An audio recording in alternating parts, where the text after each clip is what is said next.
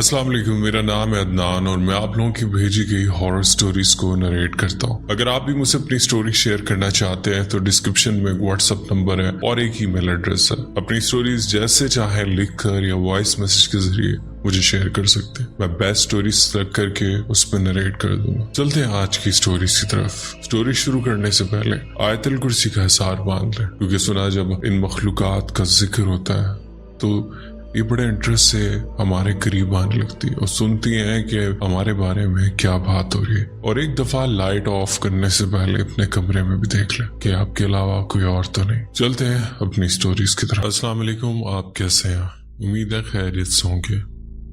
देखने वाले तमाम नाजरीन को मेरा सलाम। मेरी कहानी आगाज तो बहुत साल पहले हुआ था, जब हमारी अम्मी पर काला जादू किया गया था। उस वक्त हम एक शहर से दूसरे शहर मुंतकिल हुए थे और हालात कुछ मामूल पर आ गए थे। लेकिन अब जो वाकया मैं आपको सुनाने जा रही हूँ सब मेरे साथ मेरी शादी के बाद पेश आया। अक्टूबर 2024 में मेरी शादी हुई। ये शादी फतेह जंग के एक गांव में हुई थी। हम जिस इलाके से ताल्लुक रखते हैं उसका नाम मैं जाहिर नहीं कर सकती और ना ही अपना नाम बता सकती हूँ। खैर, मेरे शौहर मुझसे 2-3 साल छोटे थे। हमारी शादी कुछ हद तक अरेंज थी और कुछ हिस्से में पसंद की भी। गांव जहाँ मेरे ससुराली लोग रहते थे वहाँ के लोग जादू टोने पर बहुत यकीन रखते थे और इन्हीं बातों पर अमल भी करते थे, जैसे मंगल के दिन सर न धोना, बदशुगनी समझना वगैरह वगैरह। मेरा ससुराल एक बहुत बड़ी फैमिली थी। 7 बहन भाई, उनके वालिदैन और उनकी बीवियां सब एक ही बहुत बड़ी हवेली में रहते थे। उनकी अपनी जमीनें भी थीं।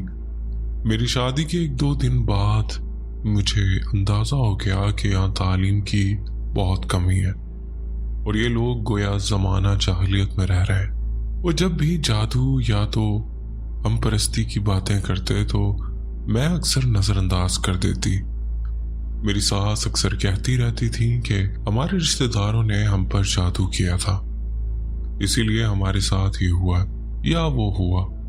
लेकिन चूंकि मैं खुद इन सब हालात से गुजर चुकी थी, इसलिए मैं अच्छी तरह समझ सकती थी कि शायद ये सब सिर्फ बातें ही हैं। हकीकत में इनके साथ कुछ ऐसा नहीं हुआ। मेरी देवरानी बहुत अच्छी खातून थी, बटान खानदान से ताल्लुक रखती थी, जिक्र उसकार करती रहती थी और मुझे भी ससुराल के बारे में समझाती रहती थी कि किस तरह रहना है, किससे बचकर रहना है। मुझे अपने शौहर की हरकतें भी कई बार अजीब सी लगती थी। जैसे एक बार शादी के चंद दिन बाद का वाकया है। एक रात में उठी वॉशरूम जाने के लिए। मैं जब वापस आई तो बिस्तर पर कोई नहीं था। रात काफी गुजर चुकी थी।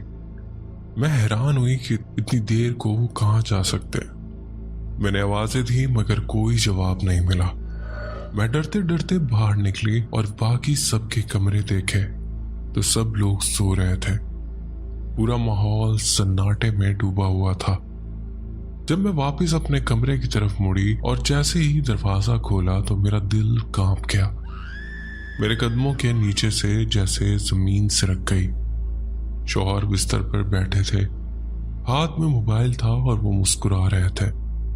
मैंने दिल पर हाथ रखा और कहा, आप कहाँ थे? मैं तो डर के मारे बुरा हाल कर बैठी हूँ। तो हंसकर बोले, बिस्तर के नीचे था, सोचा तुमसे मजाक करूं।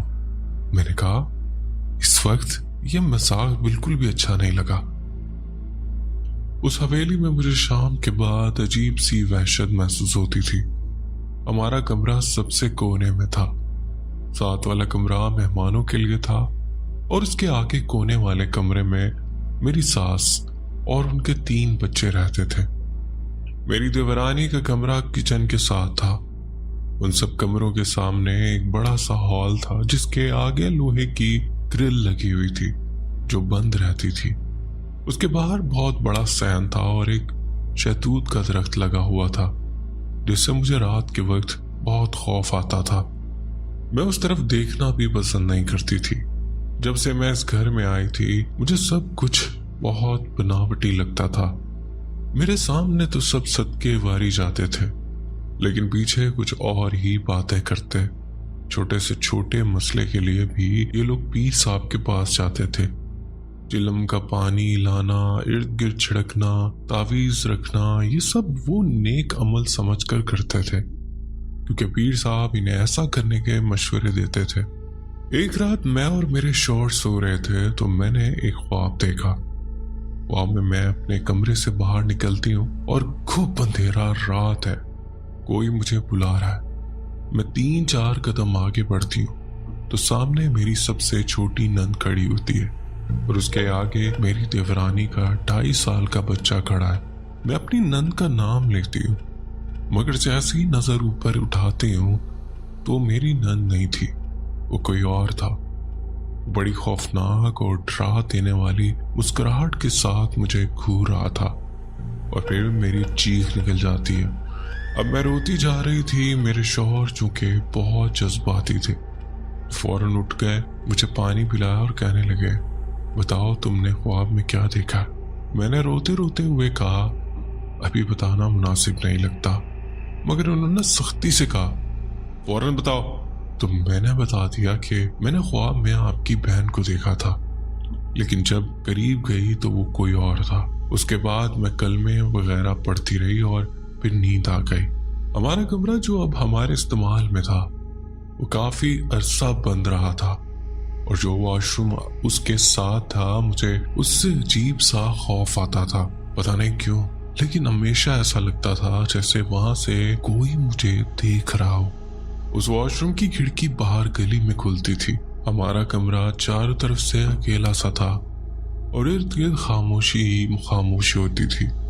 एक दिन मेरी देवरानी ने मुझे बताया कि तुम्हारा शौहर भी उन सब अमाल और चिल्लों पर यकीन रखता है, यहाँ तक कि वो तावीज भी करता है। उसने कहा, जिस कमरे में तुम लोग रहते हो, एक दिन मैंने अपनी आंखों से देखा कि वो छत के पंखे के अंदर तावीज रख रहा था।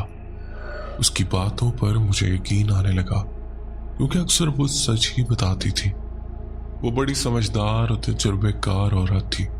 उम्र में तो मुझे जितनी ही थी, मगर जो कि 4 साल से इनके साथ रह रही थी, इसलिए काफी कुछ जानती थी। जुम्मे को वो सूरह बकरा पढ़ती थी और मुझे भी कहती कि पढ़ा करो। मेरे ससुरालियों का जियारतों पर जाना बिल्कुल मामूल की बात थी।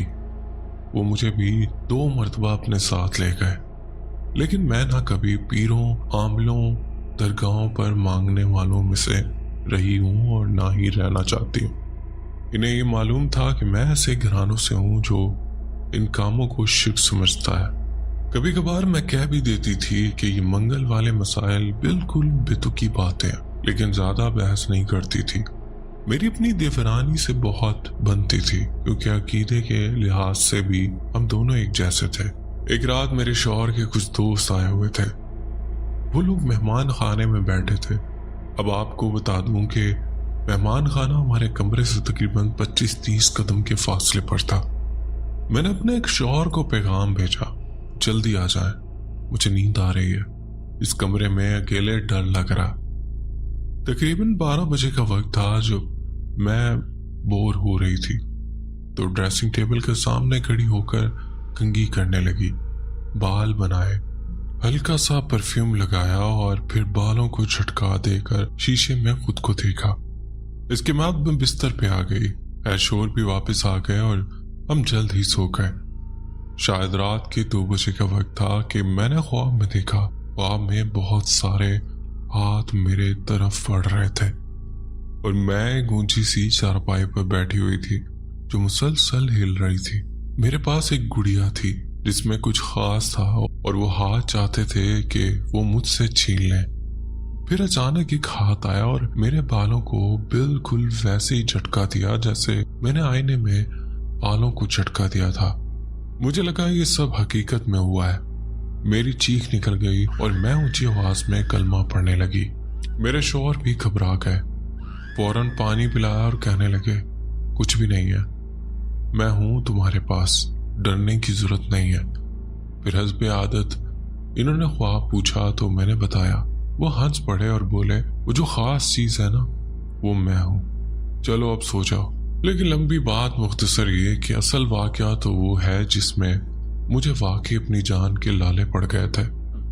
इस घर में कभी भी मैंने खुद को महफूज महसूस नहीं किया, ना मुझे किसी पर भरोसा था। सभी ऐसे लगते थे जैसे पीठ पीछे कोई साजिश कर रहे हो, क्योंकि उनके चेहरों पर मुझे मुनाफिकत साफ नजर आती थी। फिर दो ऐसे वाकयात पेश आए जिन्हें मैं आज तक नहीं भुला पाई। मेरे शौहर, जैसा कि मैंने बताया, बहुत जज्बाती थे। गुस्सा भी जल्दी आता और प्यार भी। सबके सामने मुझे डांट भी देते, लेकिन जब प्यार करते तो सबके सामने इजहार करने से भी नहीं कतराते थे। शादी के शुरू ही दिनों में मुझे अपनी सास की नजरें बदली बदली सी लगने लगी। वो वही खातून नहीं लगती थी जो शादी से पहले हमारे घर आकर मुझ पर सदके वारी जाती थी और चंद मिनटों में मुझे अपनी बहू बनाने पर बजिद थी। मेरा शौहर उनका बड़ा बेटा था और बेहद लाडला, जिस पर वो